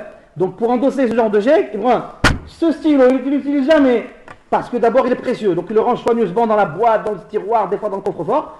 Et puis, deuxièmement, l'utilisation principale de ce stylo Mont Blanc, c'est écrire. Écrire, c'est un interdit minatora pendant Shabbat, une trentaine de la ouais. Donc là, dit le Tehillah le David, ce bonhomme, c'est pas à 100% il occulte, à 300 ou qu'à 100% il occulte l'utilisation de ce stylo. C'est ça, Moukse Mohamad Hisron Kis, dit le Tehillah le David, comme on a dit au début du cours. C'est ça, Moukse Mohamad Hisron Kis. C'est quand il y a tarté de Giri'outa, quand il y a pas seulement un seul argument pour que l'objet soit totalement occulté de l'esprit du propriétaire. C'est quand il y a 2 arguments. Ça veut dire que c'est encore plus éloigné de son esprit. D'abord, je l'utilise quasiment jamais, j'en prends soin, je ne veux pas qu'il s'abîme. Et en plus, toutes les façons aujourd'hui, j'envisage même pas de l'utiliser. Il sert à quoi? À faire quelque chose qui est complètement interdit pendant le Shabbat. Voilà. C'est là le David, comme on a dit tout à l'heure. Et il n'est pas le seul à dire ça. Il y a le gars Rabbi Zalman dans son Harouk, Rabbi Zalman, Rabbi Shneur Zalman Meliadi, Allah Shalom, le premier Admour, le premier chef hassidique des Chabad, de Lubavitch. Il vivait à 300 ans. Rabbi Shlomo Zalman, il a dit, dans son Shulchan Aruch, qui est un Gaon Atzum, Gaon Olam, il écrit exactement la même chose. Il écrit exactement la même chose. Il dit même pas dans un autre langage, mais ça revient à la même conclusion. Il dit, regardez ce qu'il dit. כלים יקרים ביותר, אף על פי שאינם עומדים לסחור אלא שמלאכתם לאיסור, אסור לטלטלם בשבת. Regardez ce qu'il dit. Et de là, on comprend exactement sa position. Il dit, des objets très précieux, même s'ils ne sont pas destinés au commerce, mais qu'ils sont simplement melachtam leisur, ils ont simplement une utilisation principale qui constitue un interdit pendant Shabbat, c'est assourd de les déplacer pendant Shabbat. Qu'est-ce que vous comprenez de ces propos? Que c'est uniquement ça, c'est uniquement le paramètre sine qua non, la condition sine qua non, c'est pas la préciosité. C'est ça plus klish melachto leisur. S'il n'est pas klish melachto leisur, d'après le Gaon Rabbeinu Zalman, s'il est simplement très précieux, très très précieux, ça ne suffit pas pour lui octroyer le statut de Muktzeh Mohammed Hisron Kis. Il faut que ce soit klish melachto leisur. D'accord, donc deuxième qui va dans le même sens. Ça va là? Vous êtes sûr? J'arrive. Je vais faire la conclusion et après j'arrive. Il y a un troisième encore. Il y a le Menorah Tehora que j'ai vu aussi, Siman Shin Het, donc il y a le Menorah Saïf Katan Aleph. Lui aussi, il dit la même chose, mais lui encore plus, ah, ça c'est magnifique par contre. Ah, excusez-moi, mais là, je prends carrément les propos de Maran Shulchan Aruch. Voilà, c'est la classe, ça vaut le détour. Alors lui, il fait une méga déduction.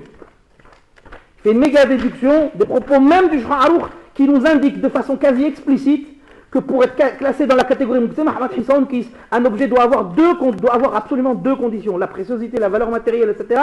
Et aussi, Klish Melachto Leisur. Il le déduit, le Menorah Tehora, il le déduit carrément d'une parole de Maran. Regardez. Agdak, regardez comment il est ça. Voyez.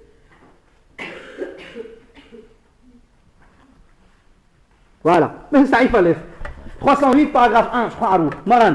Regardez, le Menorah Tehora, il dit comme ça, va jeter un coup d'œil dans le paragraphe 1 du 308 dans Shulchan Aruch, les propos même de Maran, regarde ce qu'il dit. Il dit quoi? On n'a pas le droit de déplacer le Muktzeh Mohammed Hisron Kis. Kegon, par exemple, 2 points à la ligne. Sakin shel shechita, le couteau qui sert à abattre les animaux, la shechita. O shel mila, on a parlé tout à l'heure, le bistouri du mohel. Izmel shel saparim, les ciseaux du coiffeur. Sakin shel sofrim shmetaknim ba kol mosim, le couteau qui sert au scribe à aiguiser sa plume. 4 exemples. Il dit le Menorah Tehora, il dit là, Aziz, il y a un qui te saute aux yeux là. Dans les 4 exemples qu'il a ramené Maran pour dire c'est quoi Muktzeh Mohammed Hisron Kis, il n'y a rien qui te saute aux yeux. Quel est le fil conducteur de ces 4 objets? Qui est? Mieux que ça. Ah, il m'a fait peur, il m'a fait fausse joie. Quel est le fil conducteur? Je répète. Vous voulez que je répète les 4 objets ou là? Coralie, vous ne voyez pas le fil conducteur? Un truc, c'est gros comme une montagne, c'est l'ahbal ce truc. Non. Je refais, voilà, moi elle est courageuse. Allez, je la refais.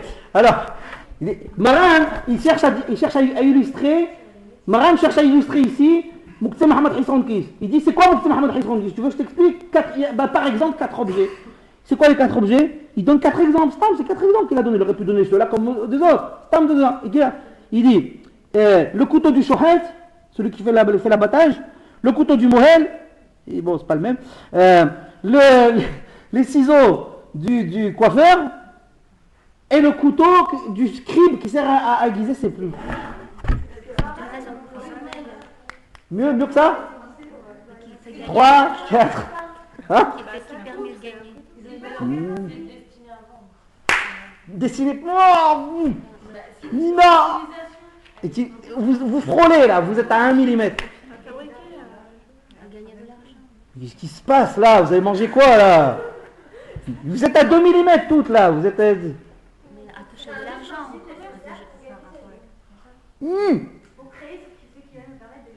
Qu'est-ce qui se passe là? Vous pensez qu'à l'oseille ce soir ou quoi? Qu'est-ce qu'il y a?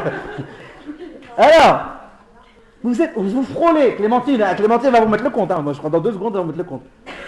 Hein? C'est pas faux, mais c'est pas ça.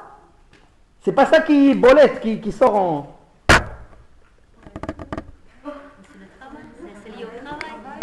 Comment vous appelez? Oui. Svetlana. Svetlana. Oui. Voilà, Svetlana. Eh bien, vous avez couché tous dans les 18 mm. Travail interdit Shabbat. Attends, Shrita, c'est interdit pendant Shabbat. Mila, si c'était pas à cause de la démonstration que je vous ai fait il y a 3 semaines, normalement l'acte de faire couler du sang c'est interdit pendant Shabbat. Le couper des cheveux pendant Shabbat c'est interdit. Tailler une plume c'est interdit.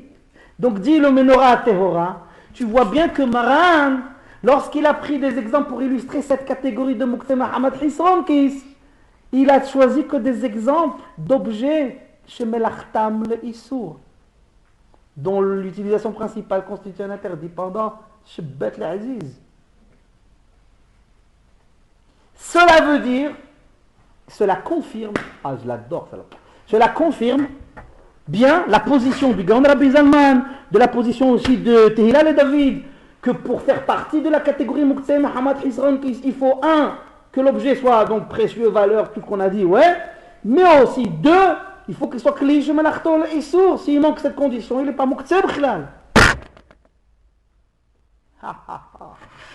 Elle est belle. Alors la question de Rabbi Jimmy, yallah. On avait dit par exemple, je crois que c'était T'as mangé bien la tafina à Grenoble Shabbat, toi.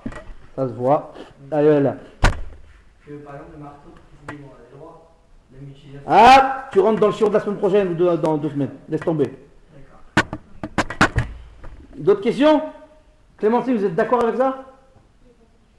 Non, pas ce qu'il a dit. Il dit des bêtises. Avec ce qu'on a dit.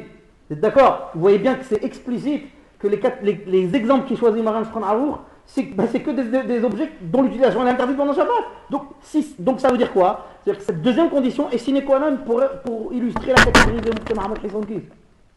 Donc l'aspect précieux, la valeur financière et tout ça, ça ne suffit pas pour que ce soit Muktzeh Muhammad Hisronkis. Il faut aussi qu'il soit Kli Melachto l'Issour. C'est verrouillé? Vous êtes sûr? Ok, Hazakou Baruch. Hazakou Baruch. Maintenant, on rentre dans les halakhot. Haïm. Yalla, Cheikh Yanou qui est Manou. Allez. Alors, il faut savoir d'abord, bon, c'est une halakha, bon, c'est aussi un principe, mais c'est pas grave. Il faut savoir d'abord que quand on parle de hakpada, quand on parle d'exigences particulières que le propriétaire a vis-à-vis de son objet précieux, c'est personnel. Je m'explique. Imaginons 2 mohalim, 2 personnes qui pratiquent la circoncision. Ouais. Son bistouri lui est très précieux, il en prend soin, il en a qu'un. Il en prend soin, il fait attention. Quel est le digne de ce bistouri pendant Shabbat vis-à-vis de ce propriétaire de bistouri? C'est le Muktzeh Muhammad Hisronkis. D'accord? Il y a un deuxième mohel, son copain aussi le mohel. Mais lui, il a une panoplie de bistouri l'Aziz. Il ouvre le placard comme ça, il en a 50. Tous bien affûtés, clairs, nets, aiguisés comme il faut. Il en a une tonne, il les fabrique. Il fabrique lui-même. Pour lui, un bistouri de Mila, s'en fout. C'est comme une allumette, c'est comme, enfin, c'est un mauvais exemple, bon. C'est comme n'importe quoi. Ça n'a pas une valeur particulière. D'abord, il en a une tonne, et en plus, il les fabrique lui-même. Pour lui, le bistouri de la Mila, et parfois, il utilise même, et j'ai oublié, parfois, il utilise même l'un d'entre eux pour couper des fois des tomates. Mais après, l'arrange, ça va. Il le stérilise quand même. Bon, vous aimez bien, vous les Européens, vous aimez bien quand stériliser pour bien. Là. Ah, je rigole, moi aussi. Bon, ça veut dire tellement qu'il s'en fiche. Des fois, il l'utilise même pour faire autre chose. Mais il s'en fiche, même s'il se casse, il s'en fout, il en a 300 et il les fabrique. Il a déposé un brevet. Je fabrique des bistouris de Mila. Marque déposée. Ouais, il les fabrique lui-même. Il s'en fiche. Regardez quelle est la différence entre le premier mohel et le deuxième mohel. Le premier, il en a qu'un, et ça lui coûte les yeux de la tête, il fait attention, il ne l'a jamais traîné, il ne fait jamais autre chose que la Mila avec, etc. Pour lui, il est Muktzeh. Pour lui, il est Muktzeh Muhammad Hisronkis. Mais pour le deuxième mohel, son copain le fabricant, etc. Ouais, un bistouri de Mila, c'est wallo, c'est du vent, s'en fout. Et pour lui, ils ne sont pas Muktzeh. Donc vous voyez que Muktzeh Muhammad Hisronkis, ça vous pouvez bien retenir, Muktzeh Muhammad Hisronkis dépend de la valeur personnelle que le propriétaire attribue à l'objet. Ça n'occulte pas ce qu'on a dit avant, hein, qu'il faut aussi que ce soit Klish Martolé Issour, on ne revient pas là-dessus. Hein. Ça, je vous rajoute une brique, là, je vous rajoute autre chose. Je rajoute un point supplémentaire. Qu'il faut aussi voir ses persos, quoi. Ça veut dire que c'est au cas par cas. Pour toi c'est précieux, bah pour moi c'est pas précieux, pour moi il n'est pas bouclé. Sauf si les Klish Martolé Issour. De toute façon, il est forcément Klish Martolé Issour. Vous allez me dire ce que je viens de vous dire, ça ne sert à rien, parce que nous on a dit que de toutes les façons, il y a deux conditions dans Moussé Mohamed Hisron Kis. Et deux conditions sine qua non. Précieux et utilisation principale interdite. Ouais. Si je vous dis, le deuxième Moël, là, le fabricant de bistouri, là, pour lui, il s'en fiche, les bistouris de Mila, il s'en sert même pour autre chose, etc. Est-ce que ces bistouris sont plus Moussé Mohamed Hisron Kis pour lui, mais il reste quand même Klish Martolé Issour, ou alors ils sont plus du tout Moussé? C'est la question ou là? Laure elle dit à cause de quoi? À cause d'un paramètre, s'il existe. S'il les utilise pour autre chose, s'il utilise pour des choses héter, comme couper les tomates que j'ai dit tout à l'heure, effectivement il perd carrément son statut de mouxé. Par contre, si juste il n'en prend pas soin, si juste il s'en fiche qu'il traîne à droite à gauche, mais il n'utilise jamais pour autre chose, il reste Klish Martolé Issour. Ils sont plus Mouxé Mohamed Hisron Kis, ils rentrent dans la catégorie qu'on verra la semaine prochaine ou dans 2 semaines, Klish Martolé Issour. On verra, c'est pas la peine d'en parler pour vous embrouiller la tête maintenant, c'est pas la peine. Mais en tout cas, si ce Mohel fabricant de bistouri, eh bien, s'il utilise ces bistouris de Mila aussi pour des choses permises, comme couper des légumes ou là, j'en sais rien, alors dans ce cas-là, ces bistouris ne sont même plus du tout Mouxé pour lui. Mais par contre, si simplement il n'en prend pas soin, simplement ça lui arrive de laisser traîner, mais il ne fait jamais autre chose que des milotes avec, dans ce cas-là il reste Mouxé, mais plus Mohamed Hisron Kis, il reste Mouxé que Klish Martolé Issour, dont on en parlera ultérieurement. Ok. Alors il y a un cas de fou. Ah. Les amateurs de science-fiction vont être servis. Regardez.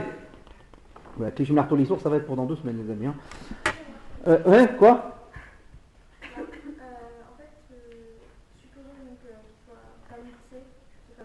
Du tout. C'est-à-dire qu'il coupe des tomates avec des fois. Ouais. Est-ce que pour l'entourage Pour les autres, est-ce qu'il est mouxé? Non. Si pour lui il n'est pas mouxé, il n'est pas mouxé. C'est Baal, c'est le propriétaire.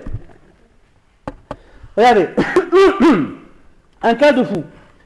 Alors, scénario. Non, avant de dire le scénario, il faut que j'ai un paramètre que je vais dire tout à l'heure, mais c'est pas grave, je le dis déjà maintenant. Non, je l'ai déjà dit tout à l'heure de toute façon, mais on va le redire après. Et je le redis maintenant. S'il s'agit d'objets destinés au commerce, c'est-à-dire du stock, s'il s'agit de marchandises, on a dit tout à l'heure, c'est Mohamed Hisron Kis. Le gars, par exemple, il stocke sa marchandise chez lui, il vend. Le gars, il vend, d'ailleurs, je fais exprès de prendre cet exemple parce que ça correspond à ce que je vais dire maintenant.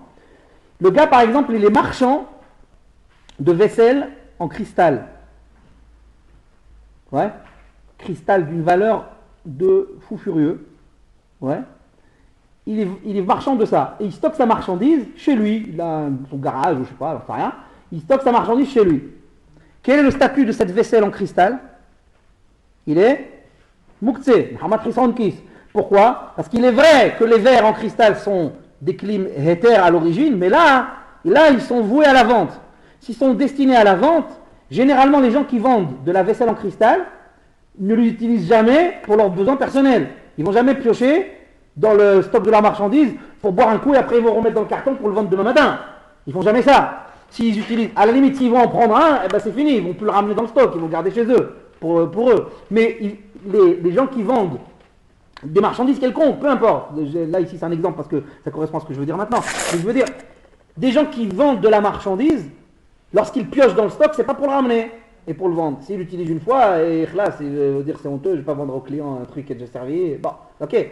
Donc c'est la raison pour laquelle de la marchandise, quelle qu'elle soit, là ici j'ai pris l'exemple de vaisselle en cristal, mais ça peut être n'importe quoi, de la marchandise, c'est Mouxé Mohamed Hisron Kis. Quelle est la raison? Parce que le marchand, ne va jamais utiliser quelque chose dans sa marchandise qu'il va après remettre dans la marchandise pour le vendre. Parce qu'il a une exigence particulière que les choses qu'il vend n'aient jamais servi. Ok. Alors maintenant, imaginez-vous de la vaisselle en cristal, un objet en cristal, un verre, voué à être, destiné à être vendu. Et il est entreposé quelque part, et moi je suis à côté comme ça, et c'est de la marchandise, hein, c'est pour être vendu demain matin sur le marché. Et là-bas, ce verre, et il est mal posé, et je sais qu'il va se casser la figure. Moi, je suis propriétaire ou je ne suis pas le propriétaire, peu importe, on s'en fiche. Vous, moi, n'importe qui. Et là-bas, et je sais que ce verre, il est destiné à être vendu. C'est de la marchandise, c'est du commerce. Et je le vois se casser la figure. Ça veut dire que je le vois tomber de l'étagère. Je le vois. J'ai la possibilité de venir in extremis lui sauver la vie. J'ai jamais sauvé la vie d'un verre en cristal. J'ai la possibilité de venir, comme ça, le rattraper avant qu'il atteigne le sol et qu'il regagne le monde de l'éternité. Avant qu'il arrive à ça, j'ai possibilité de lui éviter, de lui rallonger la vie. J'ai possibilité de le rattraper. Question, est-ce que j'ai le droit de le faire? N'oublions pas qu'on parle d'un verre qui est muktsé. Pourquoi il est muktsé, Mohamed Khissronkis? Parce qu'il s'agit d'un verre qui est destiné au commerce. C'est de la marchandise. Donc le fait de le rattraper, c'est un tiltoul. C'est un déplacement. On a dit que c'est interdit de déplacer du muktsé. Ouais. Le fait de le rattraper, de l'avoir dans les mains, forcément après je vais le déplacer pour le poser quelque part. Donc c'est un déplacement, c'est un tiltoul. Donc ici le cas c'est le suivant. Ai-je le droit, j'assiste à la chute d'un verre en cristal destiné au commerce, j'assiste à sa chute, j'ai le moyen, j'ai la possibilité, j'ai le réflexe, je dégaine comme ça, je suis comme un fou, j'arrive ralenti, tout, ouais, la classe, j'ai la possibilité de le rattraper, ai-je le droit de le rattraper? Il est muktsé. Pourquoi vous vous énervez comme ça? Mahloquette entre deux sœurs.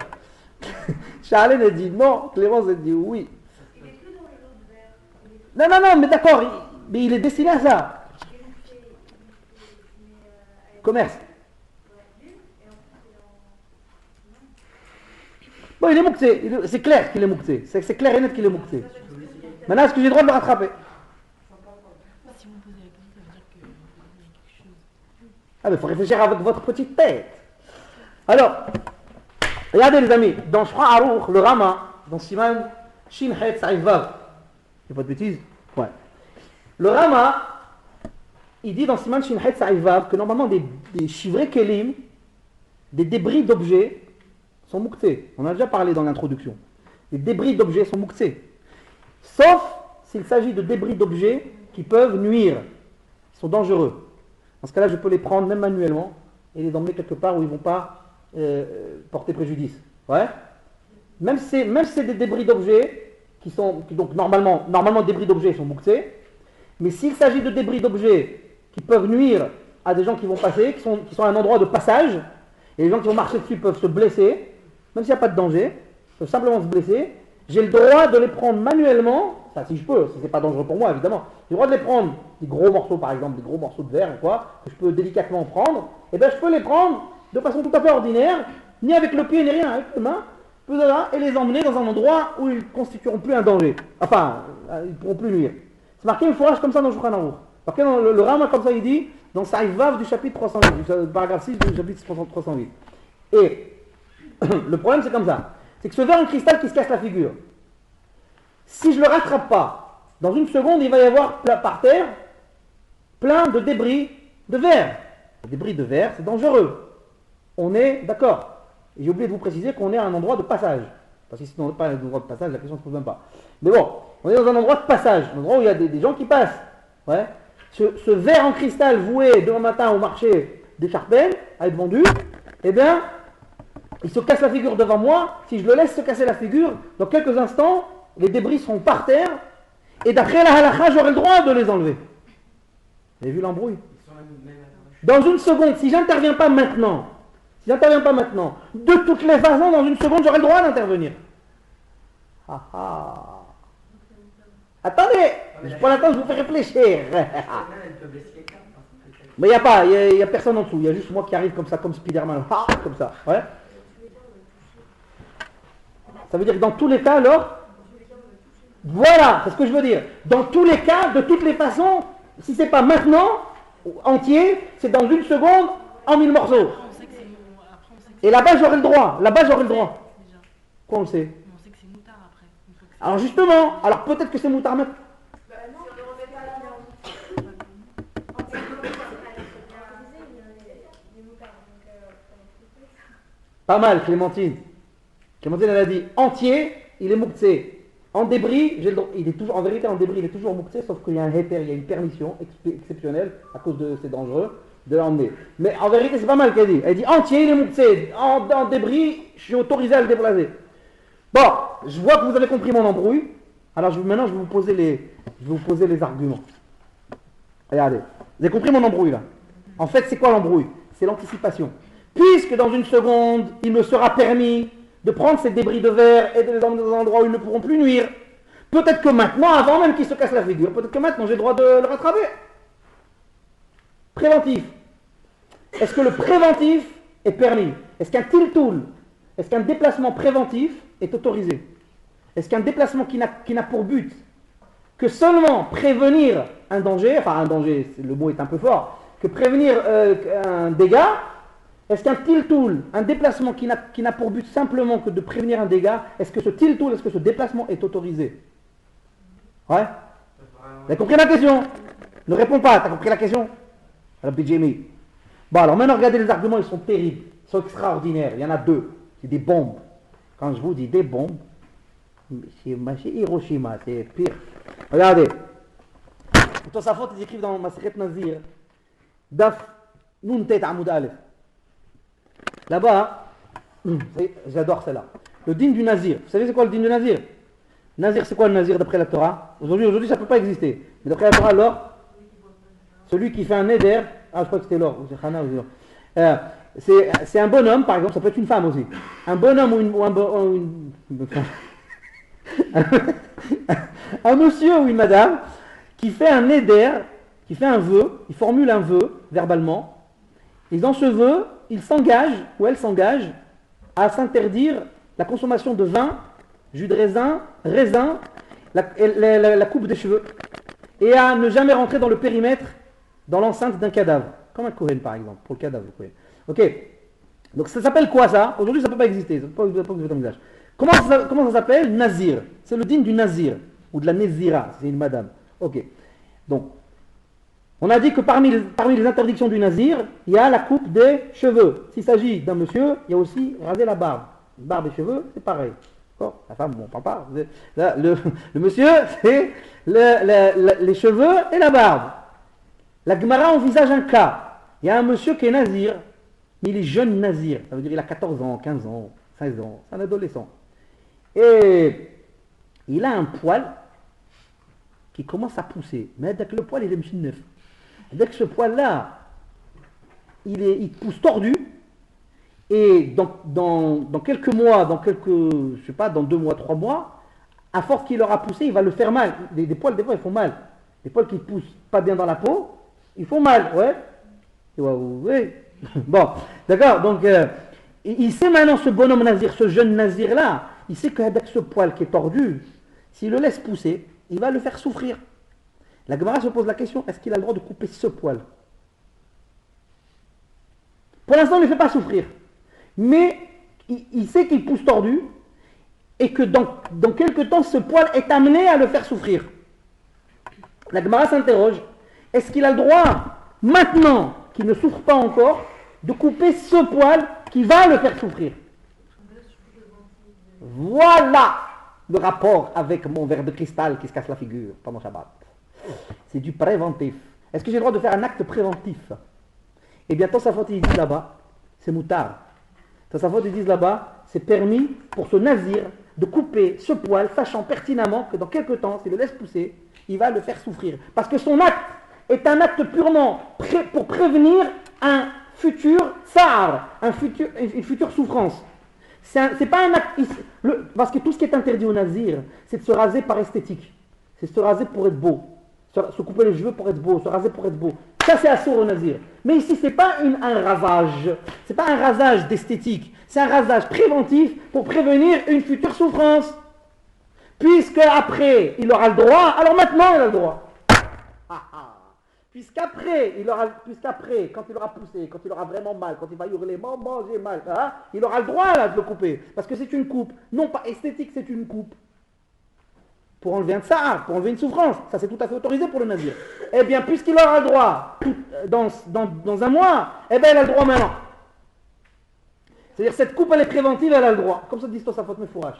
Première preuve pour notre verre en cristal, Mouktsé, destiné à la vente, et qui se casse la figure pendant Shabbat devant moi, étant donné que comme elle a dit Laure, c'est Laure ou Clémentine, je ne sais plus, non c'est Clémentine je crois, quand il sera par terre, ouais, Clémentine, étant donné que quand il sera par terre, j'aurai le droit de ramasser les débris, eh bien maintenant tu as le droit de les rattraper.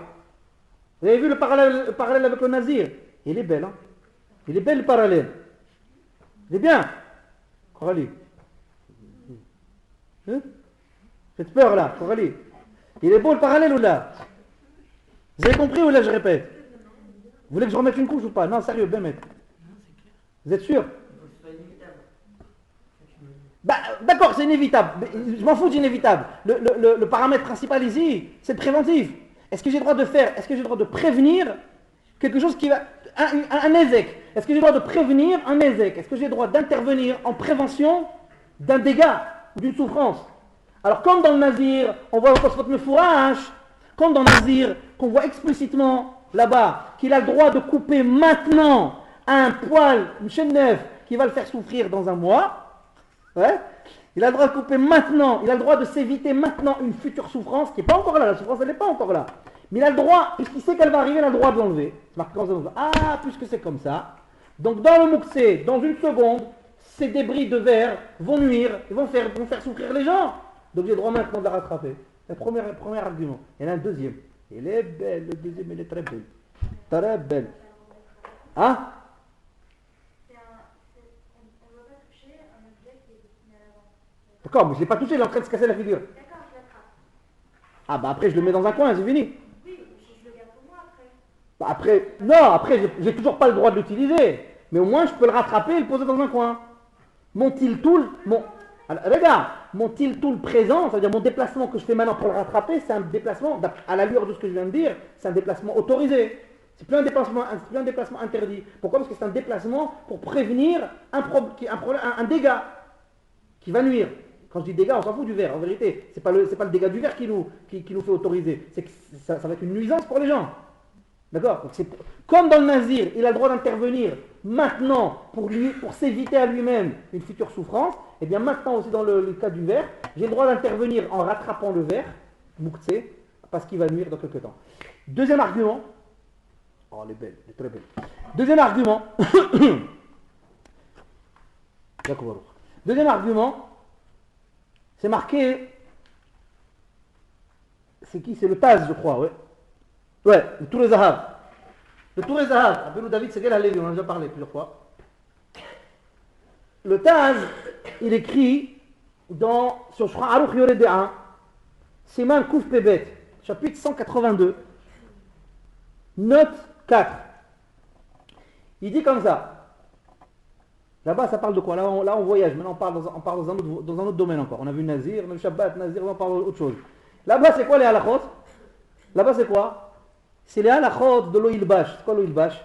C'est l'interdiction pour une femme de porter des habits d'homme, pour un homme de porter des habits de femme. C'est le sujet du chapitre là-bas. Bon, le Taz dit la chose suivante. On sait très bien que c'est un interdit de la Torah pour une femme de porter des habits d'homme, pour un homme de porter des habits de femme. Donc les Écossais, le kilt, sont mal barrés. Hein. Bon. Ok. Donc c'est un issour de Horaïta, c'est un issour mina Torah. Marqué une fois dans la Torah.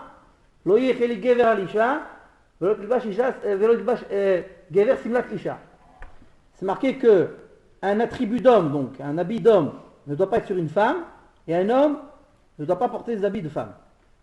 D'accord? Marqué une fois dans la Torah, ça me passe où? Maintenant, le Taz envisage un cas. Il dit carrément que c'est moutard. Il dit, imaginons un cas, une femme il fait très froid. Très très froid. Et elle veut mettre le manteau de son mari. C'est que même de mari à femme, il y a le même issour. Hein. Quand la Torah elle parle qu'à une femme elle a pas le droit de porter des habits d'homme, c'est même des habits de son mari. Hein. Ça n'a rien à voir que son mari ou son voisin. On s'en fout. Bon, le voisin, on va éviter, mais bon. Bon. Mais en tout cas, quand on parle d'interdiction pour une femme de porter des habits d'homme, même si c'est son mari, c'est la même chose. Imaginons, il fait froid. Très froid. Et la femme, elle n'a pas son manteau avec elle. Et elle a le manteau de son mari. Et elle doit sortir impérativement dehors. Et il fait moins 40. Et elle n'a pas d'autre manteau que celui de son mari. Ou celui de quelqu'un d'autre, que dit son mari, c'est un exemple. En tout cas, elle n'a pas d'autre chose qu'un manteau, le manteau d'un homme. Qui appartient, qui n'est pas le manteau d'un homme. Le Taz, il dit, elle a le droit dans ce cas-là de le mettre. Pourquoi? Parce qu'elle met le manteau dans ce cas-là hein, que pour se protéger du froid. Pas pour s'embellir ou s'habiller. C'est pas pour s'habiller qu'elle le met. C'est parce qu'elle doit sortir dehors, elle n'a rien d'autre. Elle va attraper l'Estar, elle va attraper le choléra, elle va attraper l'Estar. D'accord? Donc elle n'a pas le choix. Donc elle va attraper la mort dehors, elle met le manteau. Le Taz, il dit, c'est moutard dans ce cas-là. Ça ne s'appelle pas Kli Gever Alisha. Pourquoi? Parce que Kli Gever Alisha, hein, c'est assourd uniquement quand la femme porte l'habit d'un homme pour s'habiller vraiment. En termes d'esthétique, en termes d'habillement. Mais ici, il s'agit de protection. Encore une fois, on est dans un acte de prévention. Oh, oh, vous avez vu le parallèle? On est encore dans un acte de prévention.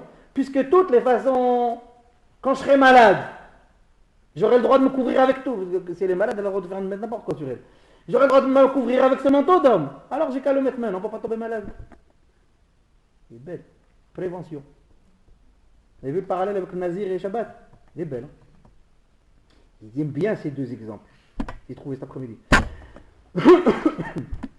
Donc le Taz, il dit comme ça. Il dit que une femme n'a pas le droit de porter le manteau d'un homme, quel que soit l'homme. Ouais. Si maintenant il est dans une situation où il fait moins 40, elle n'a pas d'autre manteau que ça, et elle veut se protéger pour anticiper, pour ne pas tomber malade, ou tard, il dit le Taz. Pourquoi? Parce que son acte n'est qu'un. Premièrement, elle porte ce manteau, non pas pour s'habiller en termes d'habillement, mais pour se protéger du froid. Et deuxièmement, c'est un acte de prévention pour ne pas arriver à une situation où de toutes les façons, elle aurait le droit de porter ce manteau. Donc revenons à nos moutons de Mouktsé. Mon verre de cristal destiné à la vente, qui est en train de se casser la figure, ouais. Qui est en train de se casser la figure, qu'on a un autre en train de le faire, se casser la figure devant moi. Normalement, ce verre, j'ai pas le droit de le déplacer parce qu'il est Mouktsé Mohamed Hisron Kis, parce qu'il est voué à la vente, il est destiné à la vente. Mais là, étant donné que quand il sera par terre en 1000 morceaux, j'aurai le droit, d'après la halakha, de prendre même manuellement les débris et de les emporter ailleurs pour ne pas qu'ils nuisent à autrui, eh bien, puisque tu auras le droit après, bah, tu as le droit avant. Prévention. Preuve, Nazir et madame qui a froid. Ouais? C'est bon? Sûr? Est-ce qu'il y a des questions sur ce que j'ai dit? Est-ce qu'il y a des questions sur ce que j'ai pas dit? C'est bon de trouver les expressions, comme je dis, je les compris. Mais ces expressions très très vite, on a besoin d'écrire. Enfin, Ah bah, il faut vous apporter le matériel, il faut apporter le matos, madame. Il faut apporter le matos. Mais Levana, elle écrit tout. Non, mais je veux dire en hébreu, par exemple, avec un tableau où on marque l'expression des mots. Je sais pas, bah, faut noter, je sais pas. Faut noter. Si vous n'avez pas compris, il faut me faire répéter. Si vous avez... Attention. Si vous n'avez pas compris un truc, il faut me faire répéter, il ne faut pas hésiter, il n'y a pas de problème. Je répète. Bon, alors maintenant, avant de vous lâcher, il reste 1 minute, 2 minutes, avant de vous lâcher, je vais faire une petite remarque sur ce que je viens de dire. Une petite pour la route. D'abord, avant de faire ma petite remarque, je vous annonce quand même qu'on continuera dans Mouktsé Mohamed Hisron Kis, il y aura une deuxième partie la semaine prochaine. Que le lundi, seulement le lundi d'après, on attaquera Klish Melartolei sur la deuxième catégorie. Donc la première catégorie se prolonge encore la semaine prochaine. Mouktsé Mohamed Hisron Kis. Je vous l'avais dit, on en a pour 2 mois Mouktsé. Hein. Par contre, une petite remarque. Il y a quand même une petite remarque que j'ai vue dans Yalkut Yosef. Alors, Yitzhak Yosef fait la remarque suivante. Il dit que dans notre cas du verre de cristal destiné à la vente, qui se casse la figure devant moi, et que apparemment, d'après les arguments que je viens d'apporter, on aurait le droit de le rattraper au vol puisque de toutes les façons, une seconde après, tu auras le droit de déplacer les débris. Alors Yitzhak Yosef fait quand même une petite remarque. Il dit oui, mais ces débris, bon, si tu n'as rien d'autre, tu auras le droit de les... C'est vrai que tu as le droit de les déplacer manuellement, ces débris de verre. Mais si tu as moyen de les déplacer avec Tiltul Minatsad, vous vous rappelez c'est quoi Tiltul Minatsad? On en a longuement parlé la semaine dernière. Tiltul Minatsad, c'est un des deux moyens pour déplacer du Moukhtse. C'est quoi Tiltul Minatsad? Qui c'est qui est capable de... Non, ça c'est Tiltul Bekoufo. C'est quoi Tiltul Minatsad? Korali, yallah. Tiltul Bekoufo, c'est bon, on a compris. Donc c'est quoi? Bah c'est bon, si c'est pas l'un, c'est l'autre. Tiltul Minatsad, c'est quoi? Vous vous rappelez? Mademoiselle Azout. Zako Baruch, Kola Kavod. Voilà. Korali, vous m'énervez. Hein. Bon. Hein? Non, là, pourquoi? Au contraire. Alors, Mademoiselle Azout, elle a répondu à la question. Tiltul Minatsad, c'est quand on utilise un objet permis pour déplacer un objet Moukhtse. Alors, dire à Yitzhak Yosef, il dit c'est vrai que dans une seconde, lorsque cet objet ce verre en cristal destiné à la vente, qui est Moukhtse Mahamad Chisron Kis, c'est vrai que lorsqu'il va atteindre la terre, et bien comme il n'a pas de train d'atterrissage, il va partir en 1000 morceaux. Et que ces 1000 morceaux, c'est vrai que tu auras le droit de les déplacer, comme le Rama il dit dans Siman Shin Haït Sa'id Vav, tu auras le droit de les déplacer même manuellement si c'est nécessaire. Mais sache que si tu peux les déplacer par Tiltul Minatsad, comme elle a dit Mademoiselle Azout, par un objet permis, comme un balai par exemple, balai c'est un objet permis. Donc prendre un balai pour pousser les débris de verre, ça s'appelle comment? Tiltul Minatsad. Puisque tu pourras procéder de façon complètement permise, alors peut-être que maintenant au vol, tu n'as peut-être pas le droit de le rattraper. C'est-à-dire, je résume. Nous on a voulu dire avec les deux arguments qu'on a prouvés que l'intervention préventive est permise dans le cas où je veux prévenir un dégât qui va arriver dans quelques instants. Ouais. Maintenant, donc d'après ça, on a ramené deux preuves, Nazir et la femme là qui a froid, ouais. On a ramené deux trucs. Là-bas c'était préventif aussi, ouais. Alors, de là on a voulu dire, le verre de cristal destiné à la vente qui tombe et que je veux rattraper une extrémiste, ben apparemment j'ai le droit parce que je vais prévenir un dégât qui va nuire à autrui. Ouais, qui va faire ça, ok. Alors Yitzhak Yosef dit, mais attends, mais même quand il va se briser ce verre, rien ne t'obligera à le déplacer manuellement. Si tu as par exemple la possibilité de procéder par Tiltul Minatsad, comme avec un balai, et bien c'est ça que tu devras faire, et pas manuellement. Donc, laisse-le tomber. Voilà ce qu'il veut dire. Il veut dire laisse-le tomber. Puisque toutes les façons, avec Tiltul Minatsad, ce débris ne nuira à personne. Tu vas enlever avec le balai. Donc qu'est-ce que tu es en train de prévenir? Tu es en train de prévenir rien du tout. Puisque de toute façon, il va tomber, il va se casser, et tu vas tout enlever avec le balai. Donc donc ça veut dire à choisir, en fait c'est là où ils vont venir. À choisir entre un tiltul direct, en la rattrapant une extrémiste, un tiltul direct, les mains, un déplacement direct. Entre un tiltul direct et un tiltul minatsad, au risque qu'il se brise, eh ben vaut mieux encore choisir tiltul minatsad au risque qu'il se brise. Comment? Toi tu viens de la Duchère, toi. Vous avez vu ce vicieux? Et là, fait Wahad l'embrouille, Rabbi Jimmy, là. Wahad l'embrouille. Lui, il a dit encore plus fort. Il a dit, mets un coup ça. Et encore, faut qu'il tu l'aies sous la main. Et voilà, t'as prévu vendredi après-midi, que Shabbat après-midi à 15h30, et bien l'autre, il va se casser la figure, je viens avec le coussin à 15h25 et je vais à côté. Ouais, dis-moi, arrête Spielberg, c'est bon. D'accord? Donc c'est juste une remarque. C'est juste une remarque que fait le Rav Yitzhak Yosef. Il dit que apparemment, puisqu'il y aura possibilité de le faire avec Tiltul Minatsad, il faut y aller, de tombe, kapara al-Am Israël. Pas grave, qui tombe, toutes les façons, tu pourras aussi éviter la nuisance aux autres en faisant Tiltul Minatsad. Si tu as à choisir entre un Tiltul de façon directe manuelle et un Tiltul Minatsad, eh bien, il vaut mieux encore choisir un Tiltul Minatsad pour déplacer du Moukhtse. Voilà, c'est juste une réflexion pour la nuit. Ok, donc c'est juste voilà, pour vous dire que la semaine prochaine, on continue dans Moukhtse Mahamad Chisron Kis, dans la catégorie numéro 1. On va essayer de la finir la semaine prochaine. Et la semaine d'après, on attaque Klish Mlachto, les Issour. Voilà.